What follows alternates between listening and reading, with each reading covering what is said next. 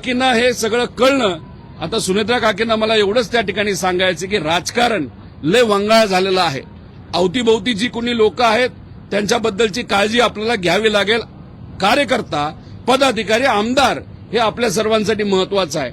आणि मला जे कळतंय अधिवेशनामध्ये दादांच्या ऍक्सिडेंट बद्दल 1-2 आमदार सोडले तर कुठलाही आमदार तिथं बोलला नाही. कारण सुनील तटकरे आणि प्रफुल्ल पटेल यांनी सांगितलं होतं की अजिबात दादांच्या ऍक्सिडेंट बद्दल त्या ठिकाणी तिथं बोलायचं नाही. जय पवार सुद्धा प्रेस कॉन्फरन्स घेणार होते. ती प्रेस कॉन्फरन्स का नाही झाली?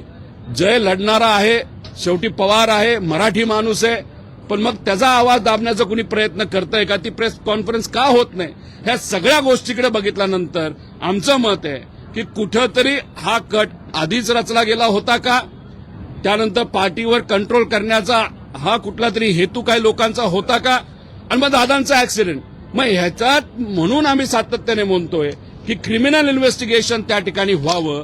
आणि क्रिमिनल इन्व्हेस्टिगेशन व्हावं यासाठी एफआयआर होणं महत्वाचं आहे. जो एफआयआर काल बँगलोरला कर्नाटकामध्ये झाला आणि तो कालच आपण जर बघितलं तर हा इथं आता डीजीपी महाराष्ट्राकडे ट्रान्सफर करण्यात आलेला आहे.